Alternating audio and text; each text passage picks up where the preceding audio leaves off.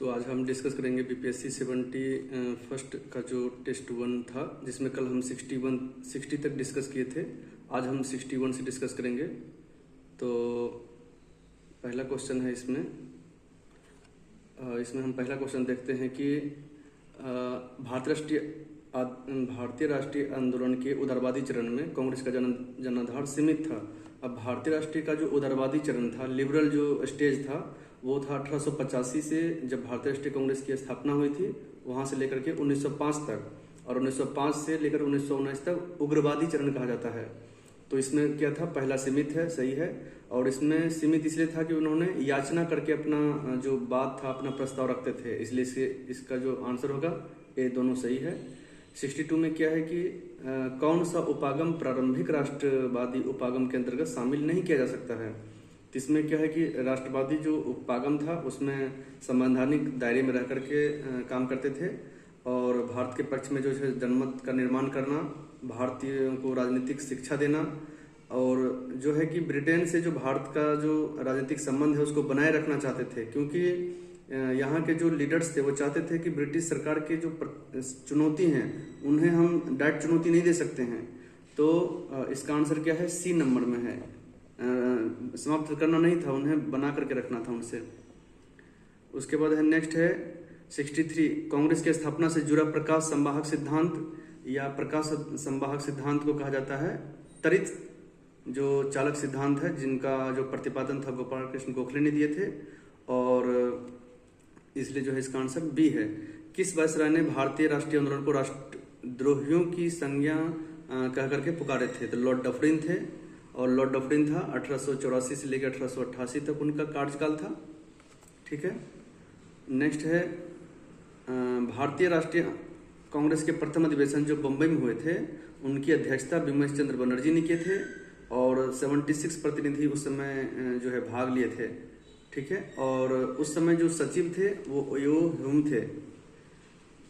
भारत में उग्र राष्ट्रवाद उदय के कारण क्या माने जा सकते हैं? तो उग्र जो राष्ट्रवाद थे, यानी 1905 से 1919 तक था, जो उसमें ये कहा जाता है कि जितने भी याचनाएं करते थे, लेकिन क्या था, उसका प्रॉपर फीडबैक नहीं आ रहा था, वो क्या कर रहे थे, उनको इग्नोर करते थे। तो अब क्या है कि जो लीडर्स थे, अंग्रेज का जो वास्तविक स्वरूप है वो पहचान गए थे, और यह देख रहे थे कि पश्चिमी शिक्षा का विकास करके वो किस तरह से भारतीयों की जो यहाँ का जो ग्रामीण सभ्यता संस्कृति को अमूल चूल परिवर्तन करके उनको विनाश करने की कोशिश कर रहे थे, और अंतर्राष्ट्रीय प्रभाव डालते थे। तो इस तरह से क्या है कि इन्होंने उदारवादी की उपलब्धियों से असंतोष थे। वायसराय कर्जन की जो फूट डालो शासन करो की नीति था, उनसे सब परिपक्व हो चुके थे, इसलिए इसका जो है ना डी ऑप्शन सही है। 67 में क्या बोलते हैं कि इसमें कालानुक्रम सजाना है। तो बोअर का जो युद्ध हुआ था, आप जानते हैं कि प्रथम बोअर युद्ध 1880 से लेकर 81 तक, द्वितीय बोअर युद्ध जो हुआ 1899 से 1902 तक। अब हम जानते हैं कि बोअर क्या है। तो बोअर जो है दक्षिणी अफ्रीका में एक डच भाषी का एक वंशज था, जिन्होंने ब्रिटिश से लड़ाई लड़ी थी, और उन्होंने प्रथम जो बोअर युद्ध था उसमें जीत भी हासिल किया था। तो इससे क्या हुआ कि भारतीयों को भी ये संतोष हुआ कि अगर हम भी ब्रिटिश के खिलाफ लड़ेंगे तो हम निश्चित रूप से जीत सकते हैं। इस प्रकार से भारत में राष्ट्रवाद को बढ़ावा देने में अंतर्राष्ट्रीय जो युद्ध है वो भूमिका निभाई। तो बोअर युद्ध देखते हैं। तो द्वितीय बोअर युद्ध 1899 से 1902, जापान द्वारा रूस की पराजय 1905, इथियोपिया द्वारा इटली की सेनाओं का जो अपमानजनक जो था वो कब हुआ था? ये हुआ था 1896 में। तो इसका मिलान जो है करेंगे तो आप सी ऑप्शन प्राप्त करेंगे। निम्नलिखित में से कौन सी घटना लॉर्ड कर्जन के वायसराय के कार्यकाल दौरान नहीं घटित हुई थी? तो इसमें देखते हैं कि शासकीय जो गुप्त अधिनियम संशोधन कानून से पास किए थे, सही है। भारतीय विश्वविद्यालय अधिनियम 1904 पास किए थे। कलकत्ता जो कॉरपोरेशन एक्ट थे 68 में, वो भी लाए थे। ठीक है। तो ये जो पहला जो है पुणे के नाटू बंधुओं को बिना मुकदमे चलाए देश से निर्वासित कर दिया गया था। तो ये लॉर्ड एल्गिन द्वितीय 1894 से जो 99 में थे, और ये घटना हुई थी 1897 में, इसलिए ये लॉर्ड एल्गिन द्वितीय से संबंधित है, इसलिए गलत है। 69 में देखते हैं कि 1905 में गोपाल कृष्ण गोखले की जो अध्यक्षता हुई थी वो वाराणसी में हुई थी। ठीक है। नेक्स्ट है कि 70 में इसमें देखते हैं कि मिलान करना है। जो दिल्ली से सैयद हैदर राजा थे, पंजाब से लाला लजपत राय थे, पूना से बाल गंगाधर तिलक थे, और मद्रास से चिदम्बरम पिल्लई थे, जिन्होंने बंगाल विभाजन जो हुई थी उनके विरोध के लिए जो नेतृत्वकर्ता बने थे इन्होंने। 71 में देखते हैं कांग्रेस ने अपने किस वार्षिक अधिवेशन में स्वराज की प्राप्ति को मांग रखा था। तो आप देखते होंगे कि स्वराज की जो मांग था 1906 में किया गया था, और 1885 में भारतीय राष्ट्रीय कांग्रेस की स्थापना हुई। तो 1885 से 1900 तक 16 साल उधर हो गए, और इधर 6 साल 1906 में 6, तो 16/6 22वां। ठीक है। उग्र राष्ट्रवादी द्वारा स्वदेशी संगम नामक समिति कहाँ गठन हुआ था? तो इसका जो गठन हुआ था तमिलनाडु के क्षेत्र में, और इसमें कहा जाता है कि जो तमिलनाडु का जो तिरुनेलवेली स्थान है वहाँ पे चिदम्बरम पिल्लई थे, सुब्रमण्यम थे, इन्होंने मिलकर के स्वदेशी संगम का गठन किए थे। इनका उद्देश्य यही था कि जो जन जन लोगों तक राष्ट्रीय चेतना का विकास करना, राष्ट्रवाद को बढ़ावा देना। नेक्स्ट है क्वेश्चन, स्वदेशी आंदोलन के दौरान राष्ट्रीय शिक्षा कार्यक्रम के अंतर्गत 1906 में बंगाल नेशनल कॉलेज की स्थापना किसने की थी? तो रास बिहारी बोस और अरविंदो घोष ने किए थे। Indian society of oriental art की स्थापना कब हुई? तो आप जानते हैं कि जो पहले जो थे उसमें विक्टोरियन जो प्रकृतिवाद का जो वर्चस्व था वो हुआ करता था, लेकिन आगे बढ़ते बढ़ते क्या हुआ कि मुगल हो, अजंता हो, राजपूत काल की जो चित्रकला से जो है प्रेरणा लिया, इंस्पिरेशन लिया, और राष्ट्रवादी चित्रों को निर्माण शुरू किया गया। इसी क्रम में अवनींद्रनाथ टैगोर की भी आप भूमिका देखेंगे। नेक्स्ट है 75, इसको कालक्रम रूप में सजाना है। तो श्यामजी कृष्ण वर्मा ने जो है इंडियन हाउस की स्थापना 1905 में किए थे। खुदीराम बोस जो है 1908 में किंग्सफोर्ड की हत्या का प्रयास किए थे। नेक्स्ट है युगांतर नामक जो साप्ताहिक पत्रिका था उनका प्रकाशन 1906 में हुआ था, और अनंत कन्हेरे द्वारा नासिक के जिला मजिस्ट्रेट जैक्सन की हत्या 1909 में किए थे। इस प्रकार से इसका आंसर बी है। आगे चलते 76, रिक्त स्थानों की पूर्ति करें। इसमें कहते हैं गदर पार्टी की स्थापना आप जानते हैं कि लाला हरदयाल ने सैन फ्रांसिस्को में किए थे। ठीक है। और उसने क्या किया कि इसमें कहा जाता है कि उसको दंडित करने के लिए 1915 में एक भारतीय रक्षा अधिनियम बनाया गया था।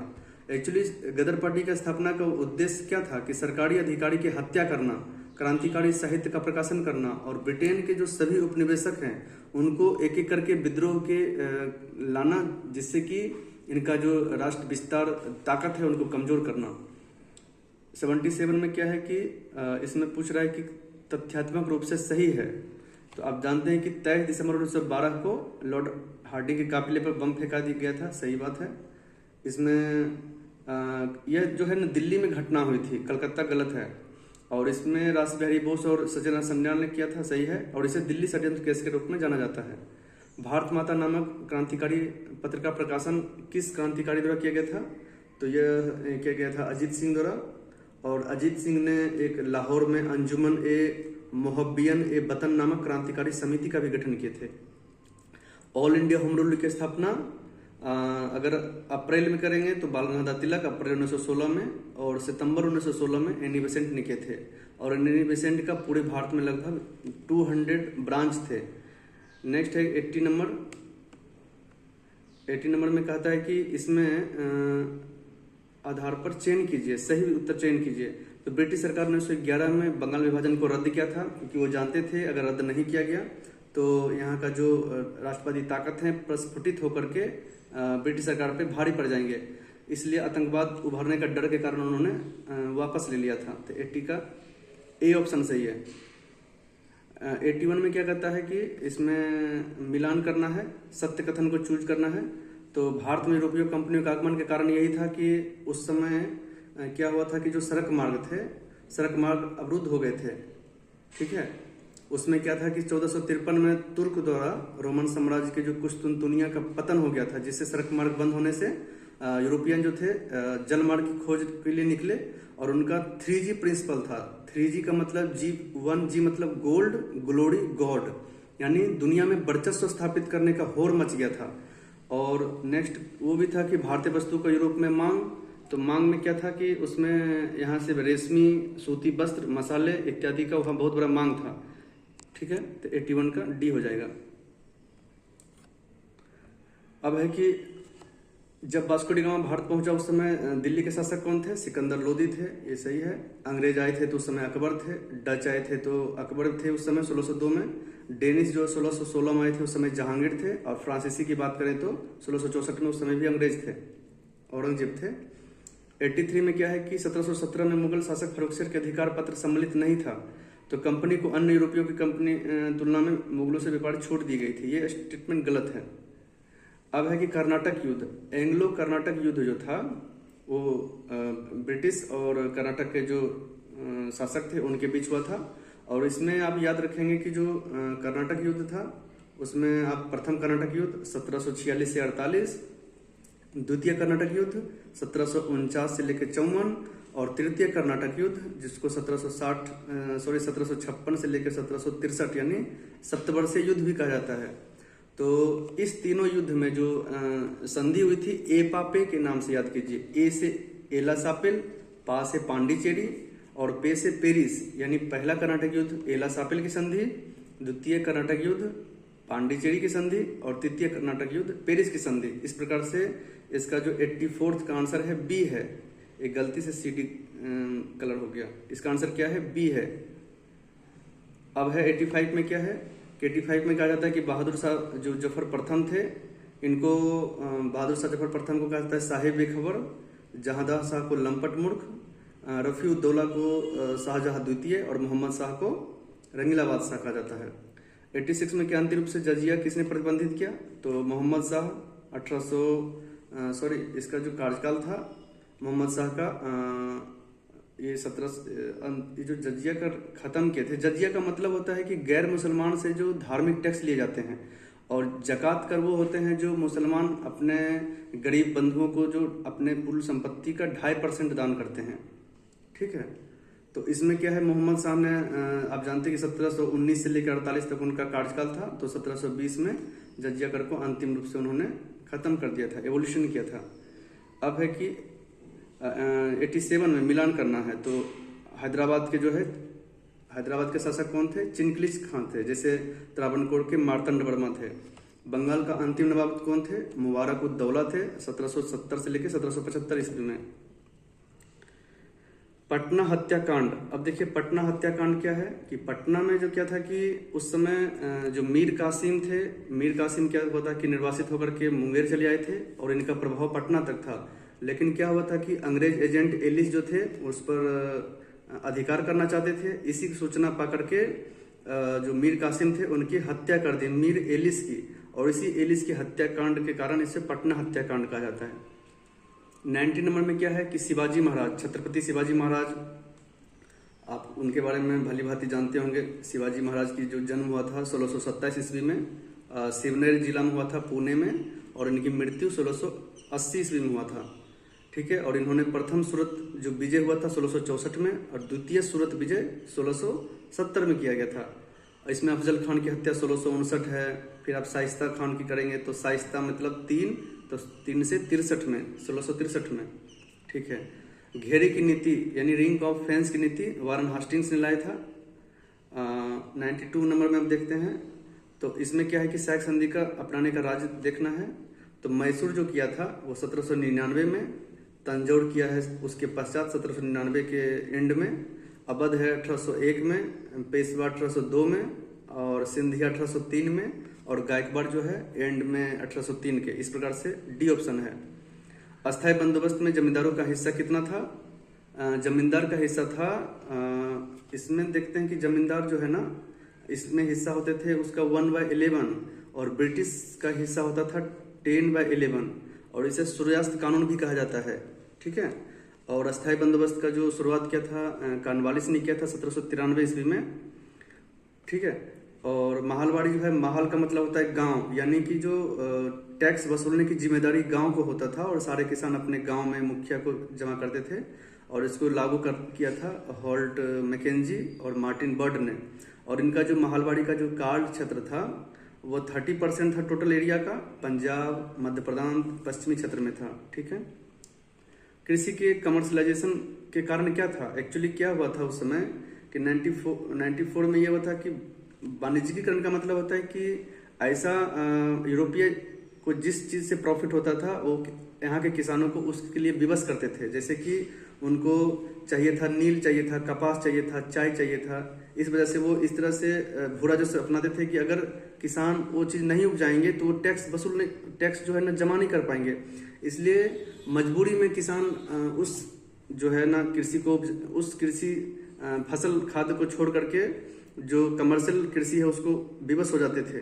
और इससे क्या होता था कि उनको राजस्व को चुका पाते थे। और उस समय ये हुआ था कि अमेरिकी गृह युद्ध के कारण जो हुआ था 1800 लगभग कहा जाता है कि 60 के आसपास ब्रिटेन में जो है कपास की कमी हो गई थी, तो भारतीयों को प्रेरित कर रहा था, क्योंकि अमेरिकी गृह युद्ध के कारण कपास का निर्यात करने में सक्षम था ही नहीं उस समय। इसलिए इसका आंसर डी होगा। मुस्लिम लीग की स्थापना कब हुआ था? 30 दिसंबर 1906 को हुआ था। और ये कहाँ हुआ था? ढाका के नवाब जो सलीमुल्लाह तथा मोहसिन उल मुल्क के नेतृत्व में स्थापना हुई थी। सलीमुल्लाह इसका संस्थापक था। ठीक है, संस्थापक था सलीमुल्लाह, लेकिन आगा खां इसके प्रथम अध्यक्ष थे। कांग्रेस का जो सूरत अधिवेशन में जो फूट हुई थी वो रास बिहारी बोस की अध्यक्षता में हुआ था। ठीक है, 97 में देखते हैं कि दिल्ली दरबार जो है ना लॉर्ड हार्डिंग द्वितीय के समय में हुए थे। नेटिव मैरिज एक्ट 1872 में लॉर्ड नॉर्थब्रुक के शासनकाल में हुआ था।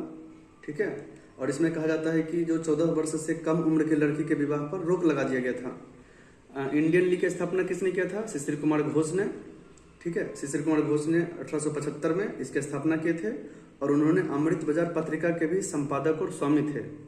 नेक्स्ट है कि काकोरी कांड जो हुआ था। आप जानते हैं कि काकोरी कांड जो 9 अगस्त 1925 को 8 डाउन जो सहारनपुर लखन पैसेंजर था उसमें डकैती किया गया था। आप जानते होंगे कि उसमें राम प्रसाद बिस्मिल को गोरखपुर जेल में और अशफाकुल्ला खान को फैजापुर जेल में फांसी दी गई थी। और इनका जो बचाव किया गया था, गोविंद बल्लभ पंत की जो अध्यक्षता में एक बचाव समिति का गठन किया गया था। सॉरी।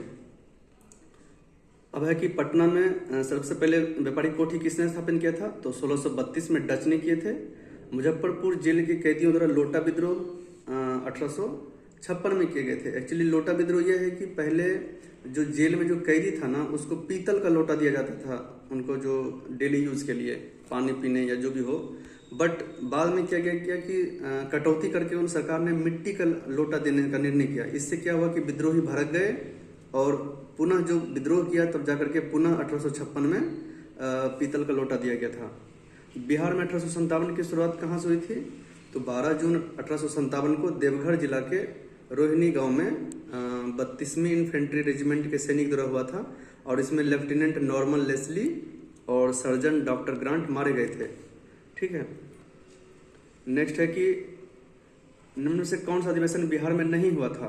तो आप जानते हैं कि जो 27वां अधिवेशन है 1912 में बांकीपुर पटना में हुआ था। RN मुधोलकर उसकी अध्यक्षता किए थे। नेक्स्ट है कि 37वां अधिवेशन वो 1922 में हुए थे और स्थान था गया। चित्तरंजन दास उनका अध्यक्षता किए थे।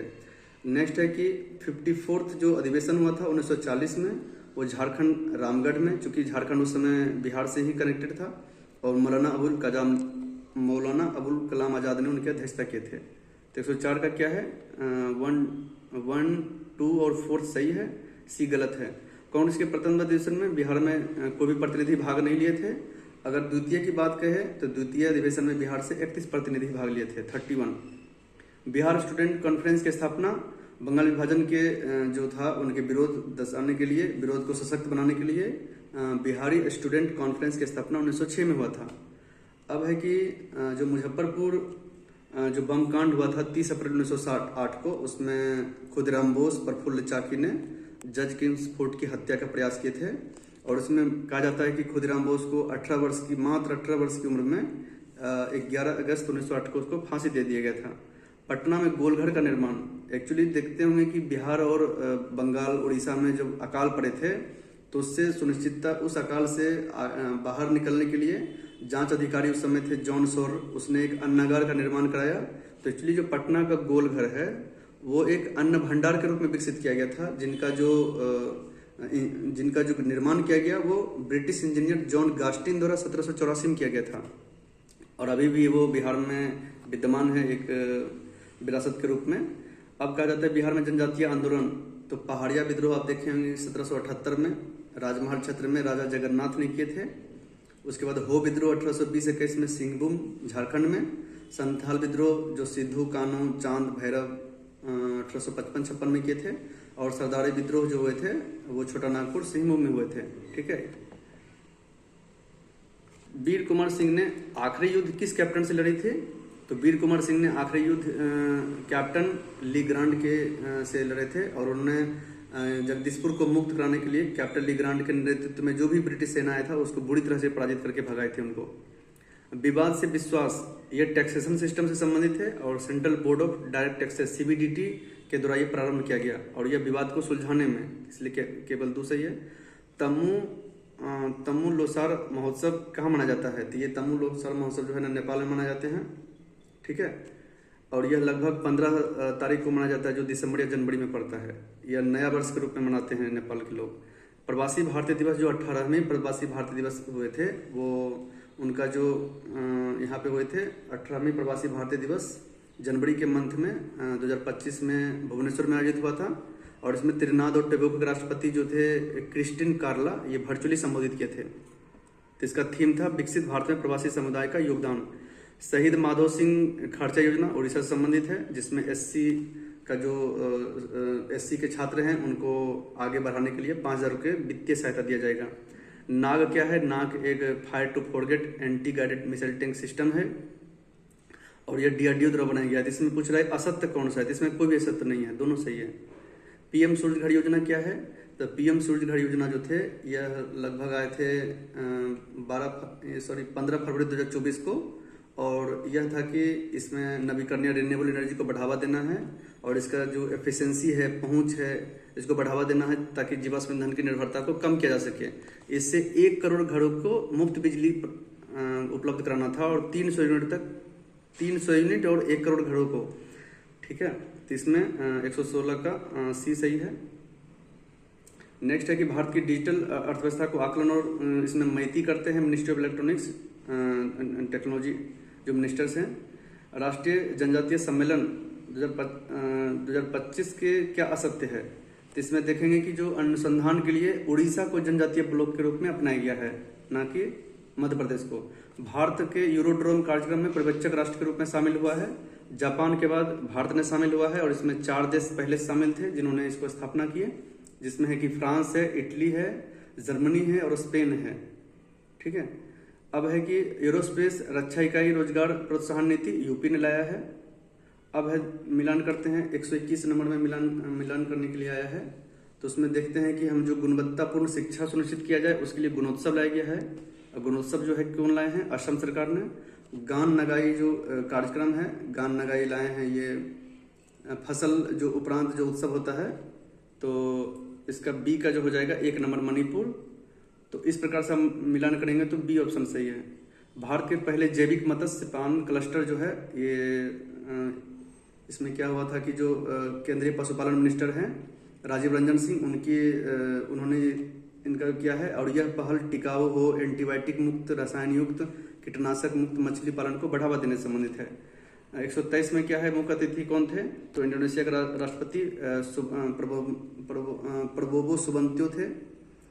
124 का क्या है? रामसर कन्वेंशन में वेटलैंड सिटी में तो इंदौर और उदयपुर को शामिल किया गया है और टोटल अभी जो रामसर कन्वेंशन में जो शामिल है वेटलैंड 91 हो चुके हैं। राष्ट्रीय महत्वपूर्ण खनिज मिशन के संबंध में पहचान करना है तो इसमें दोनों सही है कि प्रौद्योगिकी को बढ़ावा देना है और ये सब जो मिनरल्स है इसको ध्यान केंद्रित करना। पुंग बिचरिंग क्या है? पुंग बिचरिंग का मतलब ये होता है कि जो भी है सुअर का वध करना, यानी अपराधी क्या है ना, आपको पहले विश्वास जीतेंगे, स्नेह जीतेंगे, फिर आपको अचानक पैसा लूट के चले जाएंगे। तो साइबर जो है ना वित्तीय धोखाधड़ी है ये। लिव इन रिलेशनशिप को मान्यता देने वाली जनजाति कौन है? तो कोंडा रेंडी जनजाति है और यह एक पितृसत्तात्मक परिवार होते हैं और इनकी मातृभाषा क्या है? तेलुगु है। 128 में देखेंगे तो ये सारा ऑप्शन सही है। 129 में क्या है कि जनवरी 2025 में माउंट ईबू ज्वालामुखी फटा था। यह किस देश में स्थित है? इंडोनेशिया में। हेनले पासपोर्ट इंडेक्स इसमें पहला स्थान पे सिंगापुर है, द्वितीय पे जापान है। यहाँ पे गलत दिया गया, पहला जापान। अब भारत का स्थान क्या है? 85 है। भारत सरकार ने इजराइल में अगला राजदूत किसे चुना गया है? जितेंद्र पाल सिंह को।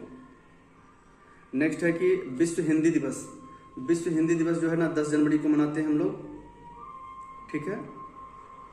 विश्व हिंदी दिवस हम लोग 10 जनवरी को मनाते हैं और यह क्या है कि अपना हिंदी को एक समृद्ध, ऐतिहासिक हो, सांस्कृतिक विरासत वाली, वैश्विक प्रभाव, वैश्विक जो भाषा है उसको बढ़ावा देने के लिए, ठीक है। और 2025 का थीम क्या है? एकता, संस्कृति और गौरव की वैश्विक आवाज़। आप जो पहला ऑप्शन देखते हैं, हिंदी पारंपरिक ज्ञान से आर्टिफिशियल इंटेलिजेंस, यह 2024 का थीम था। और हिंदी जनमानस की भाषा जो है यह 2022 का थीम था। NITI Aayog, national institute of transforming India, जो 1 जनवरी 2015 से अपना कार्य कर रही है थिंक टैंक के रूप में, उसमें उड़ीसा एक पहला राज्य है और बिहार का स्थान 13वां है। तो इसमें जो है ना बिहार का सूचकांक में 13वां स्थान पे 27.8 स्कोर आया है। वहीं उड़ीसा का जो है 67.8 जो है स्कोर के साथ पहला स्थान रखता है। उड़ान का मतलब उड़े देश का आम नागरिक, यानी एविएशन से संबंधित है। इसमें बिहार के 10 जो शहर हैं जुड़ेंगे, जिसमें कि सहरसा है, बीरपुर है, भागलपुर है, मुंगेर है, मुजफ्फरपुर है, वाल्मीकि नगर है, रक्सौल है, राजगीर है, मधुबनी है, छपरा है। यह योजना में क्या है कि जो 20 सीट से कम जो कैपेसिटी वाला जो विमान है, छोटा विमान का संचालन किया जाएगा, जिससे आवाजाही की स्थापना की जाएगी, सुगम और सुदृढ़ की जाएगी।